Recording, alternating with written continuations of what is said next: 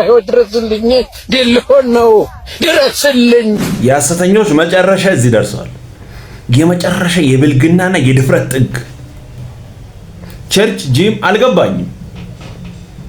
ቆማችሁ የምታጨበጭቡ ሰዎች ወደ ልባችን፣ አረ ወደ ራሳችን እንመለስ። ገንዘብ ካለ ሁሉ አለ ከምሉት ወገን ናቸው። እንግዲህ ሁለት ጌታን መምረጥ አትችሉም። ወይ ገንዘብን ወይ እግዚአብሔርን ምረጡ እንጂ። እያመለኩ እኮ ነው፣ ቀጥታ ገንዘብን እያመለኩ ነው። ያ የንግግር ድፍረታቸው፣ ያ የመጨረሻ የሚያሳዩት ምን በይ ለቃላት ተጠቃቀም ይቅርታ አድርጉ እንጂ የመድረክ ላይ ብልግና አይሆ። ስፖርትም ጂምም እየተጀመረ ነው። ከስር ብራንቾች እየወጡ ነው። በቃ የነሱ ነው። አምልጡ ከወደዳችሁ፣ እምቢ ካላችሁ መብታችሁ ነው። መጨረሻ በአጥንት ብቻ እንዲቆማችሁ ስቀሩ ራሳችሁን ታገኛላችሁ። የሆኑትም ስላሉ በእውነት ከነዚህ ሰዎች ጋር የኛ ሃይማኖት አንድ አይደለም። በነገራችን ላይ ጌታ ኢየሱስን ማምለክ ጀምረናል። ለሁለት ጌታ እንገዛም። ኢየሱስ ብቻውን ያድናል። ከዚህ ጉድ አውጥቶናል። ይህ እኮ ራሱን የቻለ አጋንንታዊ ስራ እኮ ስሙን በትንቢት ጸጋ የሚያገለግሉ ሰዎችን ነብይ ማለት ጀምረናል። በትንቢት ጸጋ የሚያገለግሉ ሰዎች ነቢያት ላይሆኑ ይችላሉ። ምክንያቱም የትንቢት የጸጋ ስጦታ ለአማኞች ሁሉ የተሰጠ ስጦታ ነው። ስለዚህ አሁን ምን አይነት ነገር ሲደረጋ ያለው ይሄ ለምክር ነው የምነግራችሁ። ለምሳሌ አገልጋዩ ሞር ፕሮፌቲክ ከሆነ ወይም ትንቢታዊ ወይም የነብይነትም ግሬስ ያለውና ጸጋ ያለው ከሆነ ያገኘውን ሰው ሁሉ የነብይነት ቅባት ሰጥቻለሁ ይላል። አይሰጥም። አጠገባቸው ያለውን ሰው ይሄ ስህተት ነው በሉት። ሲጀምር ነብይነት የሚሰጠው በአገልጋይ አይደለም። ነብይነትም ሐዋርያነትም የሚሰጠው ምርኮን በማረከው በክርስቶስ ነው። ስለዚህ አሁን ነብይ አድርጌሃለሁ ስለተባላችሁ ነብይ አትሆኑ። ነብይነትን ቀብቻለሁ ስለተባላችሁ ነብይም አትሆኑ። ሐዋርያነትንም ቀብቻለሁ ስለተባላችሁ አትሆኑም። ጥሪው ካላችሁ ማንም ባይላችሁ ታውቃላችሁ። አረ በኢየሱስ ስም የሆነ መጋረጃ ማይነሳ እንዴ ወሰዱን እኮ የማይሆን ዓለም እያስጨበጡ ተጠንቀቁ። ክብር ለኢየሱስ ይሁን። ሰውየንም የማይወሰድ ንብረት የማጠልቅ ፀሐይ ትኩረት የሰማይ ኢየሱስ። ክብር ለኢየሱስ ይሁን። ተባረኩ። ደስ የሚል ቆንጆ መልእክት። ሰውየንም ካንተ ጋራ መዋል ማደር ማሳለፍ ስጀምር ባህሬ ተቀይሮ ለራሴ እስኪለኝ ድንቅ ካንተ ጋራ መዋል ማደር ማሳለፍ ስጀምር ባህሬ ተቀይሮ ለራሴ እስኪለኝ ግርም ፍቅር አጋብተብኛል ፍቅር አጋብተብኛል ልቤ ዝም ብሎ ይወድብኛል ልቤ ዝም ብሎ ይወድብኛል ይቅርታን አጋብተብኛል ልቤ ዝም ብሎ ያፈቅርብኛል ልቤ ዝም ብሎ ይቅር ይልብኛል። ክብር ለኢየሱስ ይሁን። አየህ ከኢየሱስ ጋር ከዋልክ እንደዚህ ነው። ኢየሱስ ይጋባል። አቤት አቤት አቤት ፍቅር ነው፣ ምህረት ነው፣ ይቅርታ። አቤት አቤት ኢየሱስ ያድናል። ደስ የሚል ቆንጆ መልእክት። ስሙኝንም ህይወታችን ላይ ሁሉም ነገር የሚያስደስት ላይሆን ይችላል። አንዳንድ ጊዜ በጣም የሚያናዱ ነገሮች ህይወታችን ላይ ይከሰታሉ። ውስጣችንን ብጥብጥ የሚያደርጉ ነገሮች ማለት ነው። ያኔ ውስጡ ያለውን ንዴት ወዲያውኑ የሚናገር ሰው መጨረሻው ይሄ ነው የሚሆነው። ተመለከታችሁ? ውስጡ የተሰማውን ነገር ወዲያውኑ በቃ ሪፍሌክት የሚያደርግ ውስጥ ያለውን ፍንዳታ የሚናገር ሰው ለራሱ ይበላሻል፣ አካባቢውን ያበላሻል፣ ክብሩ ነው የሚቀለው። ነገር ግን እንደዚህ ውስጡ ያ አንድ አይነት መናወጦች ቢፈጠርም እንኳን ዝም የሚል ጊዜ የሚሰጥ ወዲያውን ምላሽ የማይሰጥ መጨረሻው እንደዚህ ነው የሚሆነው። አያችሁ? የራሱ ክብር እንደተጠበቀ ነው የሚሆነው። ሰው አያበላሽም፣ ለራሱ አይበላሽም፣ ክብሩ እንደተጠበቀ ይኖራል። እና አንዳንድ ጊዜ ውስጤ ባዶ እኮ ነው እንጂ ንዴት ብቻ ነው የምትሉ ሰዎች እባብም መርዙን ከተፋ በኋላ ውስጡ ባዶ ነው። ስለዚህ የተሰማንን ሁሉ ልንናገር አይገባም። አስተዋይ ግን ዝም ይላል መጽሐፉ። ይሄ ደስ የሚል ቆንጆ መልእክት ነው። ክብር ለኢየሱስ ይሁን። ሰውን ለመጣላት ከሰው ለማደር ራስን ማጣት ፀሐይ ያለች እሺ አረ ምንድን ነገሩ ዘንድሮ እንደ ማለናና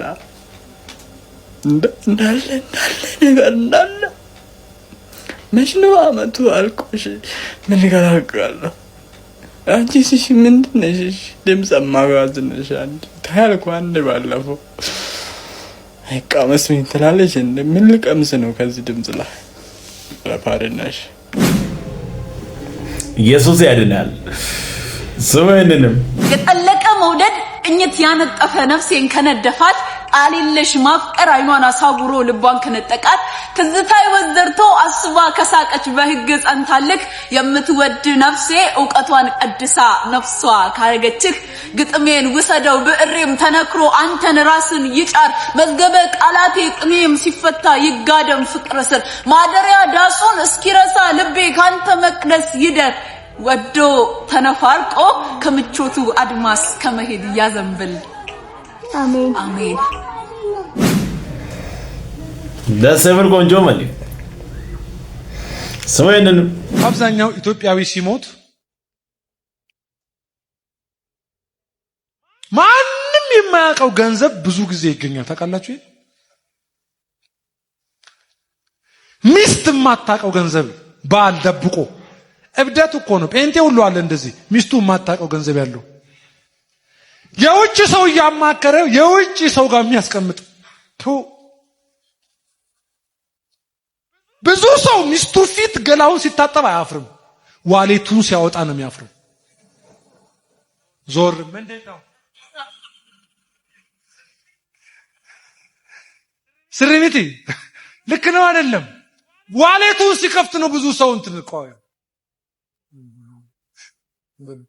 ገላን ግን ወንዝ ላይ ስትታጠብ አታፍርም። ለምንድን ነው እንደዚህ በጣም እንትን ያደረገን?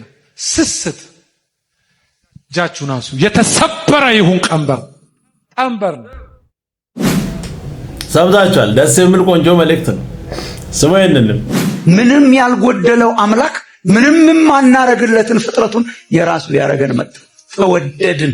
የእግዚአብሔር ፍቅር በእኛ ውስጥ በመንፈስ ቅዱስ ፈሰሰ። ስሉስ አምላክ መኖሪያውን በእኛ ውስጥ አደረገ። በክርስቶስ ኢየሱስ ፈረጠ። በዚህ በኩል ትንሽ ክፍተት ስላለ በእነዚህ ሰዎች ሞላለሁ ብሎ አይደለም፣ ሙሉ ነው እሱ። ደስ የሚል ቆንጆ መልእክት። ስሙኝንም ብዙ ጊዜ አንታመም የሚሉ ሰዎች አሉና ለነሱ ቆንጆ ጥቅስ ይመስለኛል። በሚሞትበት በሽታ ታመመ የሚል ቃል አለ። አንታመም ይላል። እኔ ጥቅስ ነው እንግዲህ ኤልሳ እኮ አገር የሚፈውስ ሰውዬ ውሃ አምጡልኝ ብሎ በእንትን ቀድቶ ውሃ መጥቶለት ጨው አረገበት። የምድሪቱን ውሃ እኮ ይፈውሳል። ካንተ ላይ በሽታ እኮ አይደለም፣ ምድሪቱን እኮ የሚፈውስ ሰውዬ በሚሞትበት በሽታ ታመመ። እጅ ጭኖ ፈውስ የለም፣ በቃ ሰዓት አለው። ከዛ ሞተ፣ የእግዚአብሔር ሰው ኤልሳ ሞተ የሚል ቃል አለ። ከዛ ቀበሩት ይላል። ከዛ አጥንቱ እንትኑ ስጋው ፈራርሷል ማለት አጥንት የሚል ቃል አለ። አንድ ሰው የሚል ቃል አምባቸው ሁለተኛ ነገሥት 13 ላይ ነው። ከሰማሪያ ይላል አንድ ጎበዝ ሞቶ ሊቀብሩት ሲሄዱ አንዴ ነው የተጻፈው፣ ድጋሜ የለውም። ለትምህርት አይሆንም፣ ጀስት መጽሐፍ ቅዱስ ስላለ ነው መሰብከው እንጂ ይደገማል የሚል ነገር ላይሆን ይችላል። ይዞት ይሄዱ ይላል። አንዳንድ ሰው እኮ ሞቶም እድሉ አይለቀውም አይደል? ሞቶም ይከተለዋል ቆሞ ብቻ ሳይሆን እና ይዞት ይሄዱ እያለ የፍልስጤም አደጋጣዮች መጡ። ሲመጡ የሞተው ሞቷል፣ የቆሙት ሊሞቱ ነው። አሁን ቢጥሉት አይታዘባቸውም፣ ተመልሰው መጥተው ይቀብሩታል። ከዛ መጽሐፍ ይላል ሬሳውንም ጥለውት ሮጡ የሚል ቃል አለ። ጥለውት እያዘኑ መጥተው የምትቀብረውም ስትኖር ነው። ከሞት በኋላ ተሰብስበው ሊገቡ ነው። የቆፈሩትም ለአንድ ሰው የሚሆን ነው። የሞተው ሰው ጥለው ሲሮጡ እኔ ይኸውላችሁ እንደ እግዚአብሔር ቃል አይነት ነው የትም የለም፣ ወደፊትም አይጻፍም። ሰውየው ሲወድቅ የኤልሳ መቃብር ክፍት ነበረ። በአጋጣሚ ኤልሳ መቃብር ውስጥ ገባ ይላል። ሰውየው ሲወድቅ እንዲህ የሞተው ሰው እኮ ዘፍ ሲል ኤልሳ መቃብር ሲገባ የኤልሳ አጥንት አለ። የኤልሳ አጥንት ነካው ይላል። የሞተውም ሰው ተነሳ የሚል ቃል አለ። በዚህ ኤልሳ እኮ በህይወት የለም፣ ለምን መሰለህ? ኤልያስ ላይ ያለው ኤልሳ ላይ ቀጥሏል። ኤልሳ ላይ ያለው ወደ ማን ይቀጥል? ይዞት ነው የሞተው። እስቲል አለ አጥንቱ ላይ። አጥንቱን ሲነካው የሞተው ሰው መጽሐፍ እንደዚህ ይላል፣ ተከተላቸው ይላል።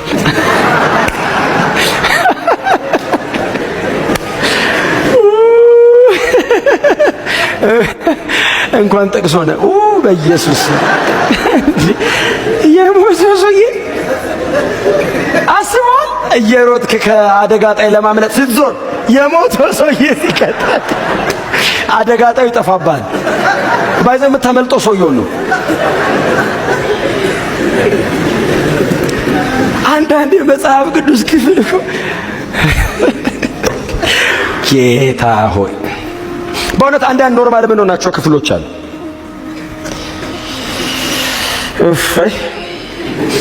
ሳይጨርስ እኮ ሞቶ ነው ሰውየው አባጥንቱ የሚያስነሳው። አልጨረሰማ፣ ማስተላለፍ ነበረበት፣ አልጨረሰም። ስለዚህ እግዚአብሔር አጥንቱ ጋር ቁጭ ብሎ ይጠብቃል ሰው እስኪመጣለት። በአጋጣሚ እግር የጣለው ሲመጣ አጥንቱ ላይ ያለ ይነካል። እግዚአብሔር በኤልሳ አጥንት የቆመ ሰው አጥቶ እኮ ነው በሞተ የሚሰራው። እኔ ድሮ ትንቢት ይመጣ ነበር ጉባኤ ውስጥ። ሰው አጣሁ ይላል የሠራዊት ጌታ እግዚአብሔር የሚል አዳራሽ ሞልቶዝ አምሮብናል በቤት እያልን እየዘመር ሰው የለኝም ይላል የሠራዊት ጌታ እግዚአብሔር ይላል። አይ አሁን አይገባችሁም? አሁን ሁለተኛ ነገሥት 13 በሞተ ሰው እንዴት ይሰራል? የቆመ ሕዝብ እያለ ሳይጨርስ ሞቶ እኮ ነው። ሳያስተላልፍ ሳይሰጥ ሚሽኑን አልጨረሰም። ስለዚህ እግዚአብሔር አሳይመንቱን ይዞ ስለሞተበት እዛው ቁጭ ብሏል እና ያልጨረሰውን በአጥንቱ በመናመን እያደረገ እየሰራ ይጨርስለታል። ቆሞ ያልጨረሰው ነገር ስላለ ሞቶ እየጨረሰ ነው ሰውየው። ደስ የሚል ቆንጆ መልእክት ነው። ክብር ለኢየሱስ ይሁን። ኢየሱስ ያድናል። እንግዲህ ምንም ማድረግ አይቻልም። ቀጣይ በሌላ እንገናኛለን። ሰብስክራይብ፣ ሼር፣ ላይክ ማድረጋችሁን እንዳትረሱ። ወዳችኋለሁ።